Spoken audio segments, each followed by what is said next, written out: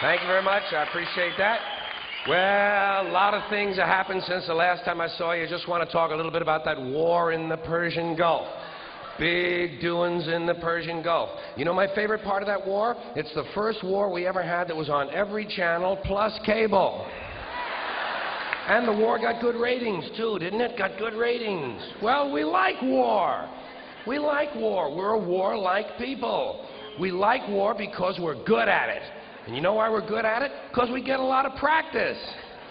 This country's only 200 years old, and already we've had 10 major wars.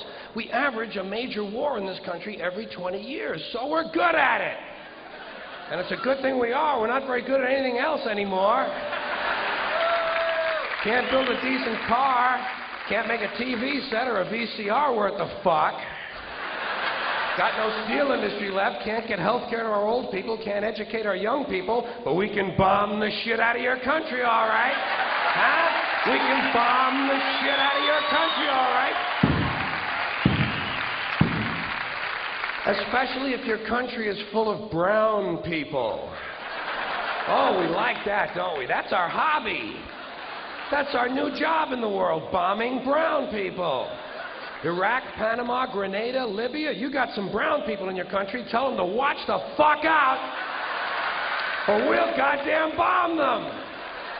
Well, when's the last white people you can remember that we bombed? Can you remember the last white? Can you remember any white people we've ever bombed?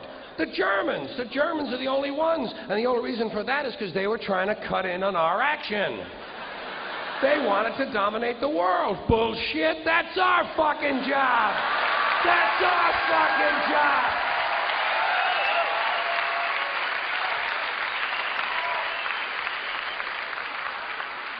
Now we only bomb brown people. Not because they're trying to cut in on our action, just because they're brown. Now you might be noticing I don't feel about that war the way we were told we were supposed to feel about that war, the way we were ordered and instructed by the United States government to feel about that war. See, my mind doesn't work that way. I got this real moron thing I do. It's called thinking. And I'm not a really good American because I like to form my own opinions. I don't just roll over when I'm told to. Sad to say, most Americans just roll over on command. Not me. Not me. I have certain rules I live by. My first rule, I don't believe anything the government tells me. Nothing. Zero.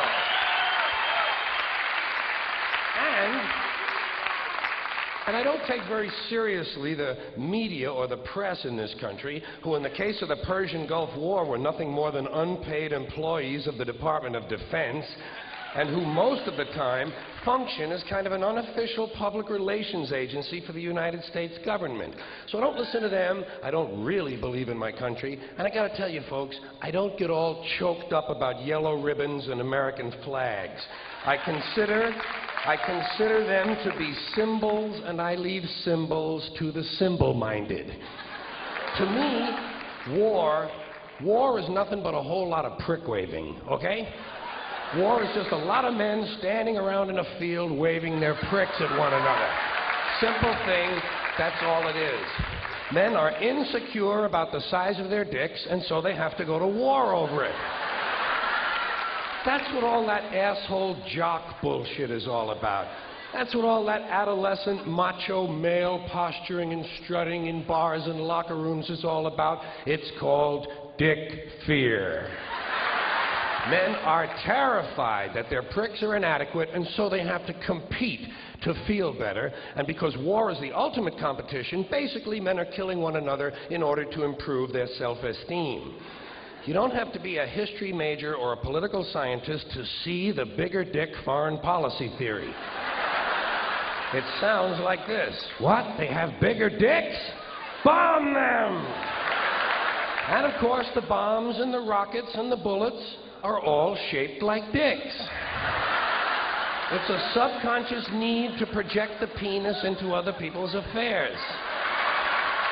It's called fucking with people.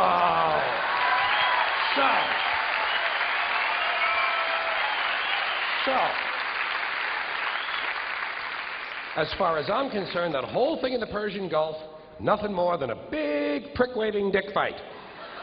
In this particular case, Saddam Hussein had challenged and questioned the size of George Bush's dick. And George Bush has been called a wimp for so long. Wimp rhymes with limp. George has been called a wimp for so long that he has to act out his manhood fantasies by sending other people's children to die. Even the name Bush is related to the genitals without being the genitals.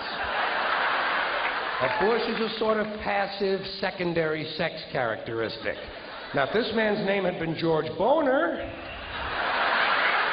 well, he might have felt a little better about himself and we wouldn't have had any trouble over there in the first place.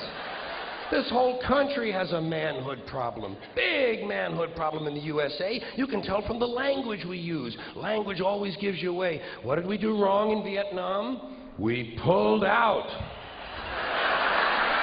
Not a very manly thing to do, is it? When you're fucking people, you gotta stay in there and fuck them good, fuck them all the way, fuck them till the end, fuck them to death, fuck them to death. Stay in there and keep fucking them until they're all dead.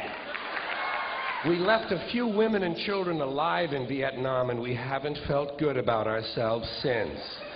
That's why George Bush had to say in the Persian Gulf, "This will not be another Vietnam." He actually used these words, "This time we're going all the way." Imagine an American president using the sexual slang of a 13-year-old to describe his foreign policy. If you want to know what happened in the Persian Gulf, just remember the names of the two men who were running that war, Dick Cheney and Colin Powell. Somebody got fucked in the ass.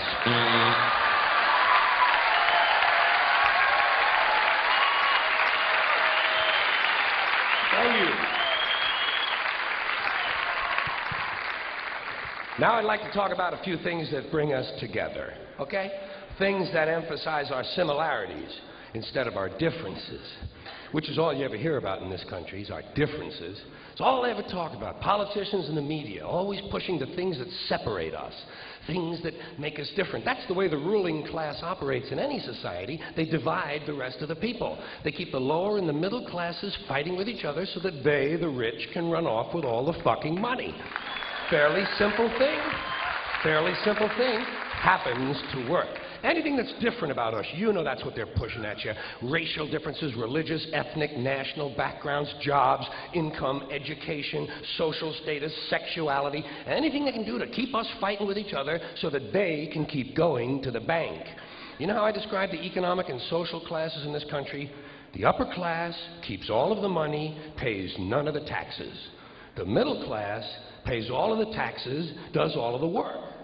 The poor are there just to scare the shit out of the middle class. Keep them showing up at those jobs.